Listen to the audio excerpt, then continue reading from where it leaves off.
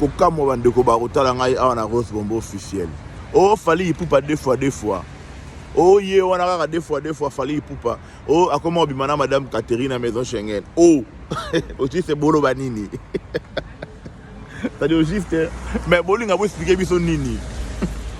Car yo wana deux fois. C'est-à-dire car yo wana deux fois. Allez car yo wana susu abimana madame Catherine. Franchement non, car yo wana soi-disant main noire. Azana pour la nuire. Ba carrière va misser mususu. Azana pour la lingate ba ninga musu ba avancer na vie. Mais car yo wana batozana ba c'est-à-dire batozana ba témoignage ya bolamu na ye. Car yo wana c'est-à-dire asepeli sa ba famille à batu. Car yo wana c'est-à-dire ba famille à batu les autres s'épellent à travers ces messieurs, à travers cet artiste Fally Ipupa. Mais tu Congolais arrêtez avec vos conneries. Ba détracteur à Fally Ipupa, ça dit bolu ka ba musu ya kwa kiseye. Bon, quelque part, moi je comprends. Déjà, vite fait, n'a pas si mbote pas ya bande connu, on se la vidéo, en tout cas, fidèle abonné à Rose Bombo officiel, qu'on fasse après Sibino, mbote, et belé, Sika Bozali. Donc, viens à Maurice, tout petit bon, mbote na yo, de Kos Moukoko, mbote na yo, belé, sous les Kaouka, voilà, viens à Fiston coloqué Zapatero, encore une fois, joyeux, heureux anniversaire, il y a Fiston coloqué El Zapatero. Bande de Kobarota la vidéo oyo. Déjà pour commencer, Warrior, ça dit boyebi ba rendez-vous tout ça nango. Rendez-vous à ne pas manquer. Rendez-vous les 6 juillet, ça dit les 6 juillet, tout ça bon on a Lyon. Biso tout recoute na Lyon les 6 juillet, allez les 13 juillet, biso ça dit biso tout recoute na Bordeaux. Sans oublier les 28 juin, Kalaming était tout ça na bon na Portugal. Voilà, tout d'abord on a Portugal les 28 juin à Kutana. Donc le 21 juillet à Milan et puis le 10 dans le 11 bisognos, c'est-à-dire retournement 48 heures dans Stade des Martyrs avec El Rey Mago Maranoche Likonza famille. Bandero nangai ba warrior et comme Sabinote et le Kelabino pété. Vous savez tout ça dire balouki ko kitsa Fally pour pas la musique ba koki était. Musicalement parlant ce monsieur il est fort. Musicalement parlant, aujourd'hui c'est impossible. Ça dit musicalement parlant, aujourd'hui c'est impossible pour quitter Fally Ipupa. Musicalement parlant, c'est impossible. Ça dit aujourd'hui c'est impossible.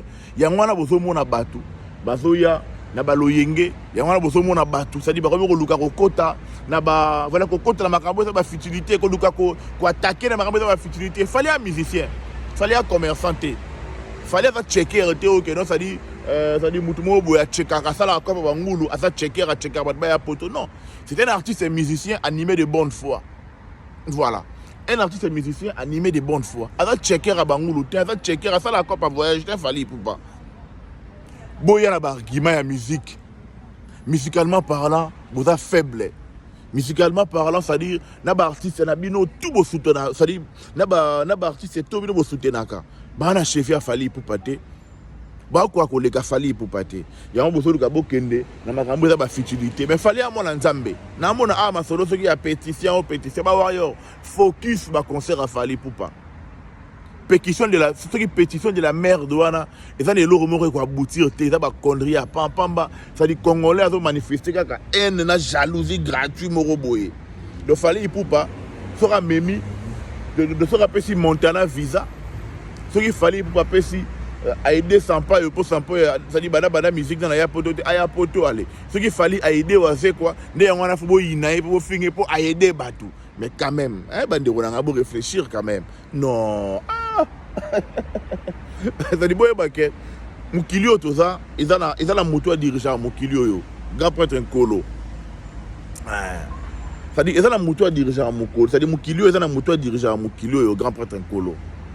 Donc voilà connerie tout beaucoup salaka na habité ce qui va aboutir na nini même.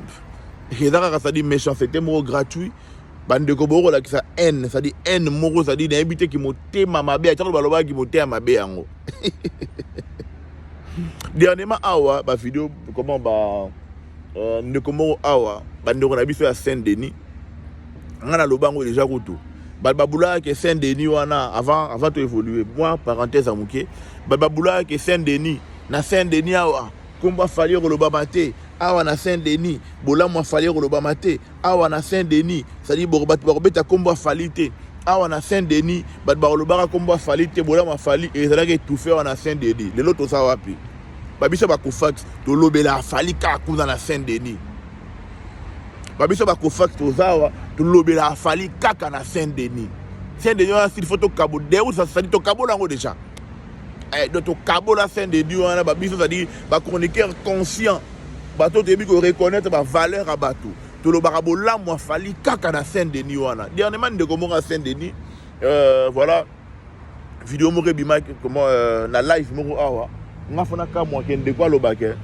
bakena ko soutenir Ferrego là pona ko prouver fali pour pas on de ko ngai bande ko nga Saint-Denis d'abord bokena ko soutenir Ferrego là pour prouver fali si qu'on a soutenu so bokena ko pesa Ferrego là faire ça l'équipe fali parce que disant bokena ko soutenir Ferrego là pour prouver fali si qu'on a soutenu so obino bokena ko soutenir est-ce que l'équipe fali déjà asali nini ya munene ko leka fali yango wana ngai ko fax na lobarake tant que Ferrego là on allera entourer na bateau bazana sali bateau parce que pembe na bazana animé na ba un moko envers fali poupa alors article là ko sala loka munene ko leka fali te article là ko sala loko moko te j'ai bien dit et loko moko ta munene na musique ko leka fali to liboso fali azalaka na sima azalaka na sima azalaka na sima azalaka na sima ya marano cheli konta famille voilà jalousie mal placée jalousie ça dit jalousie mal placée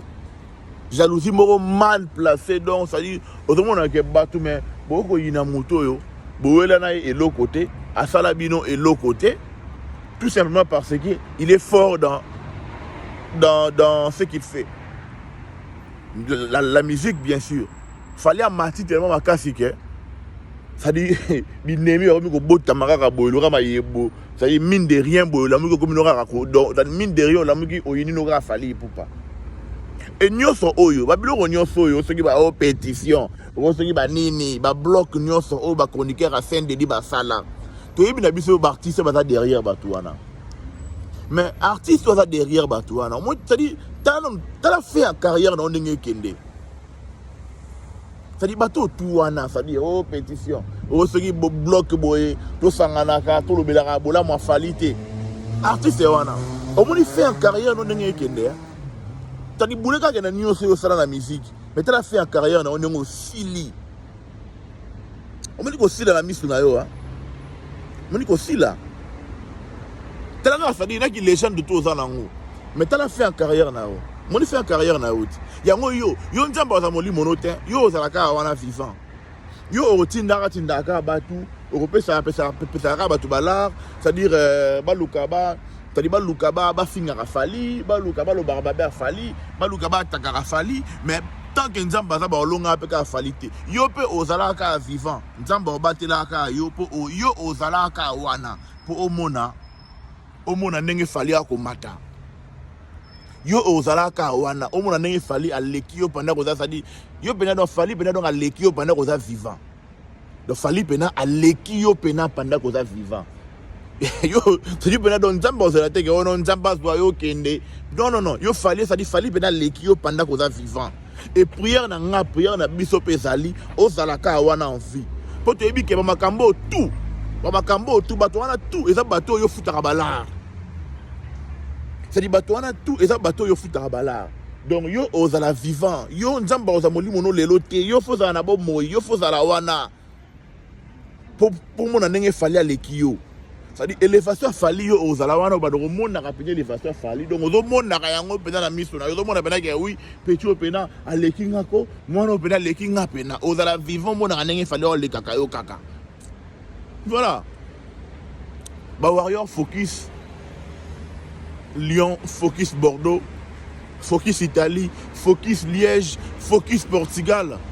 Et puis focus Stade des Martyrs, double Stade des Martyrs. Oh, c'est-à-dire, tu n'as jamais qu'on a la premier artiste, il y a un concert, il y a yé moko, c'est-à-dire concert na yé pena, ba fanatique, ba ya rotala ndé yé. Voilà, ba fanatique, ba fout un billet, ba yende rotala yé, a beti concert na yé.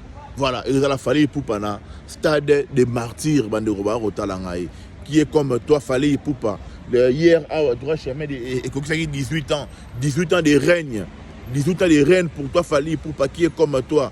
Musicalement parlant, baza faible. Musicalement parlant, ça dit ba ko kayote pe ba ko kayote. Ya on bazo luka ba kota na ba nzela o soki ndenge nini boye.